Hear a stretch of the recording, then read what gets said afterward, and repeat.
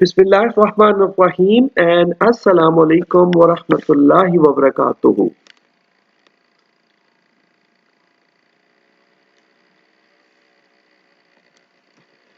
Okay welcome to Quran class. आज की Quran class में हम सबक नंबर 4 जो कि है हदायत और रहनुमाई ये पढ़ेंगे और इस सबक में हम अल्लाह रब्बुल इज़्ज़त के अहकाम को पढ़ते हैं और आज इंशाअल्लाह एक और हुक्म को हम पढ़ेंगे, लेकिन हमेशा की तरह सबसे पहले अल्लाह का नाम और फिर दुआ, और ये आपने मेरे साथ पढ़ना होता है। तो शुरू करते हैं।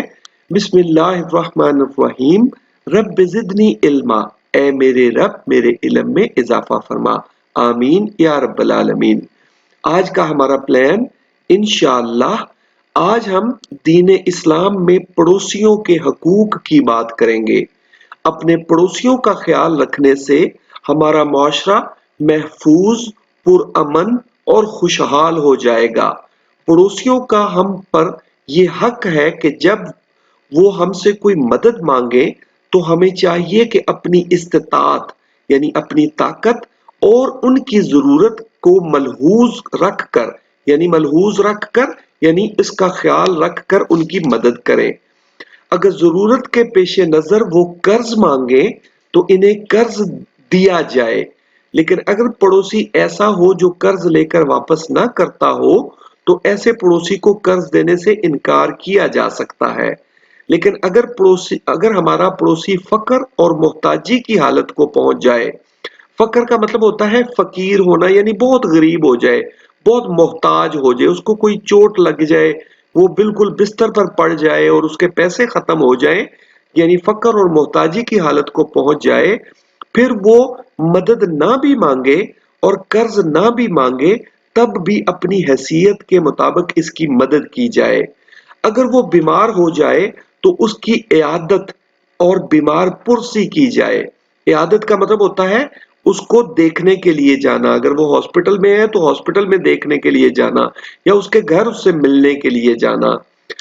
और इस मौका पर भी हमें चाहिए कि हम कुछ फल फ्रूट वगैरह साथ ले जाएं, और अगर हमारे पड़ोसी को जरूरत हो तो कुछ रकम भी उसे दी जाए।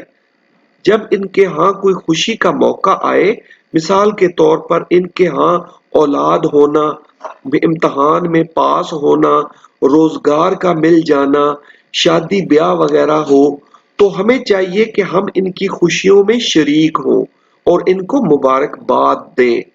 और अगर इनके यहाँ कोई गमी का मौका आए, मिसाल के तौर पर फौतगी हो जाए या इनके यहाँ चोरी हो जाए, एक्सीडेंट हो जाए या घर में किसी चीज का नुकसान हो जाए, तो इनके साथ इजहारे हमदर्दी करें। और अगर हमारे पड़ोस में कोई फौत हो जाए तो हमें इसके जनाजे में शिरकत करनी चाहिए। यानी ये सारे पड़ोसियों के हकूक हैं जो हमें पूरे करने होते हैं, और अल्लाह रब्बुल इज़्ज़त ने हमें हुक्म दिया है कि हम पड़ोसियों का ख्याल रखें।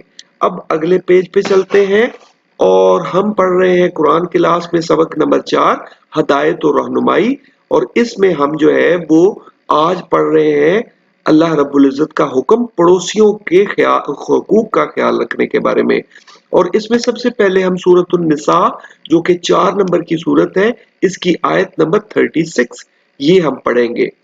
इसमें फरमाया गया वाबुदुल्लाह, और अल्लाह ताला ही की इबादत करो, वला तुशरिकू बिही शैया, और इसके साथ यानी अल्लाह ताला के साथ किसी चीज को शरीक ना बनाओ, व बिल वालिदैन एहसाना, और माँ बाप के साथ एहसान करो, व बिजिल कुर्बा वल यतामा वल मसाकीन वल जार जिल कुर्बा वल जार जुनूबे, और कराबत वालों और यतीमों और मोहताजों और रिश्तेदार हमसायों, व साहिबिल जंबे और अजनबी हमसायों, और रुफकाए पहलू यानी पास बैठने वालों, वब्न सबील वमा मलकत ऐमानुकुम, और मुसाफरों और जो तुम्हारे कब्जे में हो उनके साथ एहसान करो। इन्नल्लाह ला युहिब्बु मन काना मुख्तालन फखूरा, कि अल्लाह ताला एहसान करने वालों को दोस्त रखता है और तकब्बुर करने वालों को यानी गुरूर करने वालों को بڑائی مارنے والوں کو یعنی اپنی بڑائی بیان کرنے والوں کو دوست نہیں رکھتا۔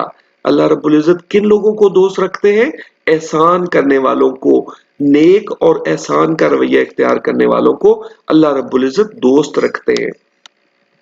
اب یہاں سے پڑھیں گے کہ سورہ نساء کی اس آیت میں ہمیں پڑوسیوں کے ساتھ نیک سلوک کرنے کا حکم دیا گیا ہے۔ پڑوسی وہ ہے جو ہمارے گھر کے قریب ہو، ان کا ہم پر بہت بڑا حق ہے۔ اگر وہ نسب میں ہم سے قریب ہو اور مسلمان بھی ہو تو اس کے 3 حق ہیں: پڑوسی کا حق، قرابت داری کا حق یعنی رشتہ داری کا حق، اور اسلام کا حق کیونکہ وہ مسلمان ہے۔ اسی طرح اگر وہ قریبی ہے لیکن مسلمان نہیں ہے تو اس کے 2 حق ہیں: ایک پڑوسی ہونے کا حق اور دوسرا قرابت داری کا یعنی رشتہ داری کا۔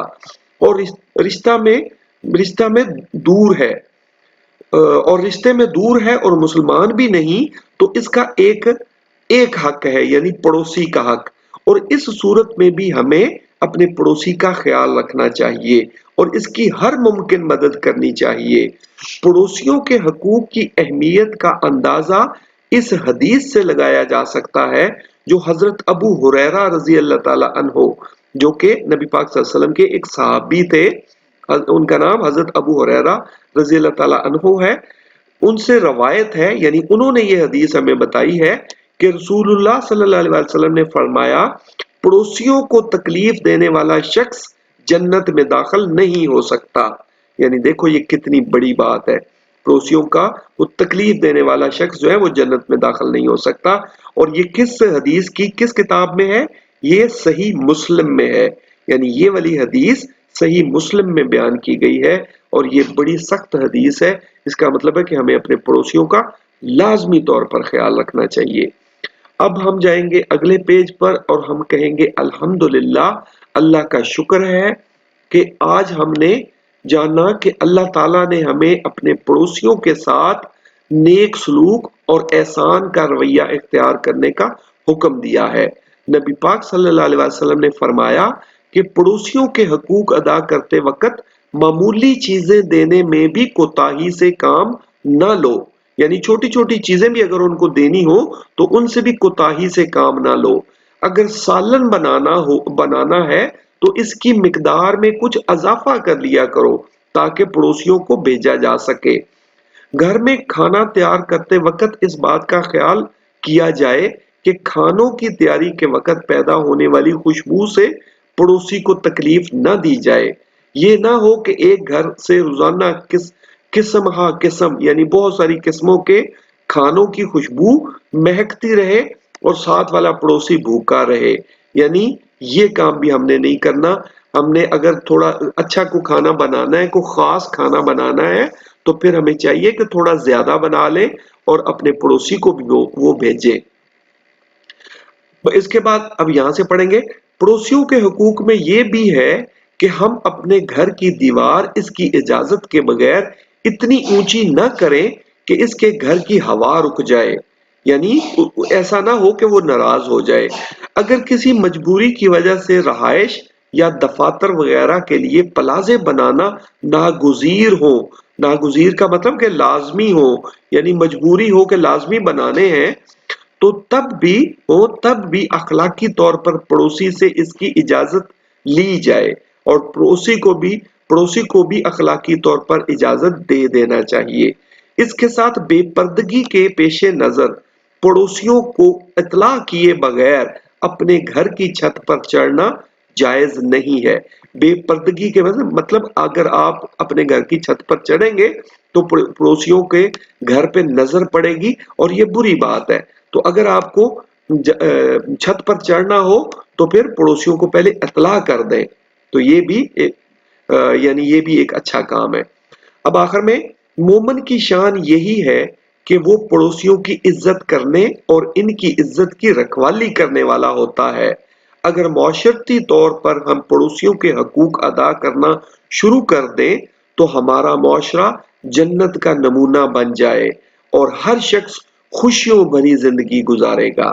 یعنی اگر ایسا ہو جائے تو ہر شخص جو ہے وہ خوشیوں بھری زندگی گزارے گا اور معاشرہ جو ہے وہ جنت کا نمونہ بن جائے گا۔